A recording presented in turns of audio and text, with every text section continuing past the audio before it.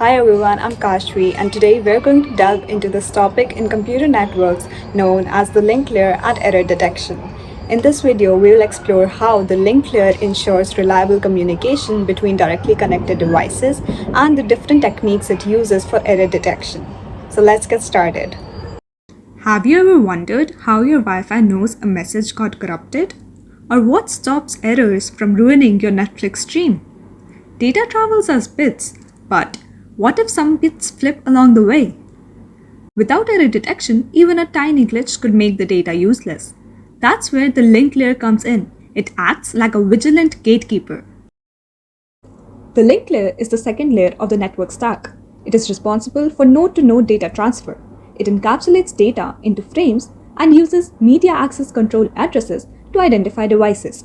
We will now look into each of these in detail. Let's start by understanding what do we mean by node-to-node data transfer. It means that the link layer transfers data between directly connected devices over a physical medium. It handles local delivery and not end-to-end.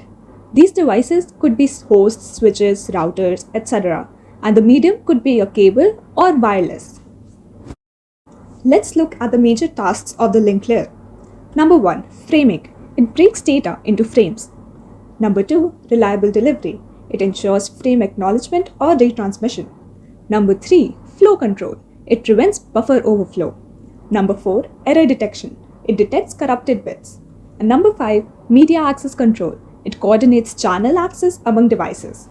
So let's understand each of these. Framing. The link layer is responsible for breaking network layer packets into frames. It adds headers and trailers for identification and error detection, as you can see in the images. It helps synchronize transmission and detect boundaries. Media access control addresses. A MAC address is a unique 48-bit hardware address for every network interface. It is used for local addressing within a network. You can see the examples in these images on the slides. MAC addresses enable accurate delivery on shared links. Now, before we move on to error detection, let's first talk about why errors happen. There can be a number of reasons for this. Some of these are noise in transmission, unwanted electrical signals distort the data bits traveling through cables, or signal interference, when overlapping signals from nearby devices disrupt the intended transmission, or hardware faults, malfunctioning network cards, connectors, or cables cause incorrect bit transmission, or even wireless instability, where weak or fluctuating wireless signals lead to dropped or corrupted frames. So now let's see how we can tackle these errors.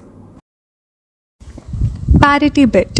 A parity bit is the simplest form of error detection. Whenever data, a series of bits like 1010010 is sent, one extra bit called the parity bit is added. There are two types: even parity, where the total number of ones including the parity bit must be even. Odd parity, the total number of ones must be odd. For example, you can see on the screen 1010010 has 3 ones. With even parity, we add a 1 to make it even. With odd parity, we add a 0 since it's already odd. At the receiver's end, the system checks if the parity condition still holds. If not, an error is detected. It's simple, fast, but can't detect all errors, like when 2 bits flip. Checksum. A checksum improves error detection by using the sum of data values. As shown in this diagram, data is divided into blocks, each with n bits. The sender adds all the subunits, takes the complement of the sum and sends the value, the checksum, along with the data.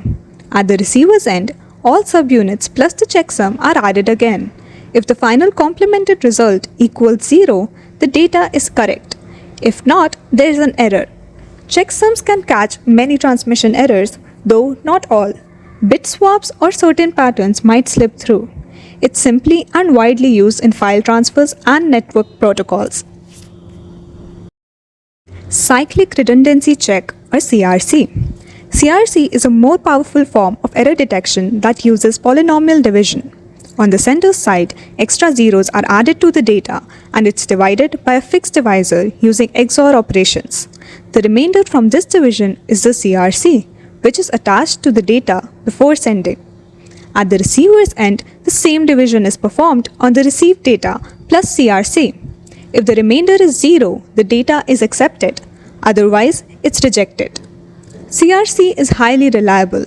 It can detect multiple bit errors and is used in Ethernet, Wi-Fi and other communication systems to ensure accurate data transmission. Let's now look at the real-world applications of these methods. Number 1. Ethernet or wired LANs. They use CRC to detect errors in each frame. The corrupted frames are then discarded automatically. Number 2. Wi-Fi networks. They implement CRC checks to maintain reliable data transfer over radio channels. It then retransmits lost or corrupted frames using ACK or NAC signals. Number 3. Data transmission standards. DOCSIS, USB, Bluetooth, etc. They use similar link layer error detection and framing for smooth communication. Random access protocols manage how multiple devices share the same communication channel. Each node transmits whenever it has data to send. That's why we call it random access. But if two or more nodes transmit at the same time, their signals collide, corrupting the data. Protocols like Aloha, CSMA-CD in Ethernet, and CSMA-CA in Wi-Fi help detect or avoid collisions and ensure fair access by having devices wait random intervals before retrying. Unlike random access, taking turns protocols prevent collisions by giving each node an organized opportunity to transmit. In token passing, a special frame called a token moves around the network. Only the device holding it can send data. In polling, a central controller invites each device to speak one by one. These methods are efficient under heavy load and ensure every node gets a fair chance to communicate. DOCSIS, or Data over Cable Service Interface Specification, is the standard that makes cable broadband possible. It governs how multiple cable modems share a single cable line to reach the provider's headend, known as the Cable Modem Termination System or CMTS. DOCSIS uses precise time slots and access control to prevent collisions and guarantee bandwidth for services like streaming, calls, and high-speed downloads, all managed at the link layer. Link virtualization allows multiple logical connections to exist over one physical link. It's like dividing a single highway into multiple lanes. Each virtual link carries separate traffic. Technologies like VLANs and VPNs use this to isolate users, improve security, and utilize bandwidth efficiently.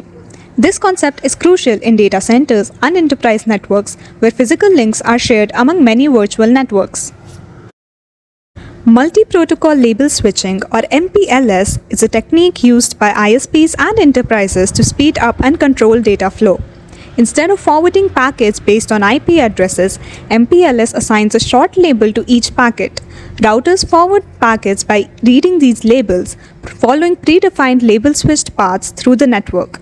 This makes routing faster, supports quality of service guarantees, and allows the creation of secure VPNs across shared infrastructures. In summary, the link layer is where reliable communication truly begins. It manages node-to-node delivery through framing, addressing, and error control. Error detection methods like Parity, Checksum, and CRC keep data accurate. Medium access protocols balance fairness and efficiency among multiple devices. And advanced systems such as DOCSIS, link virtualization, and MPLS extend these principles to real-world high-speed networks. Together, these mechanisms make the link layer the backbone of reliable, scalable, and efficient communication in modern networks.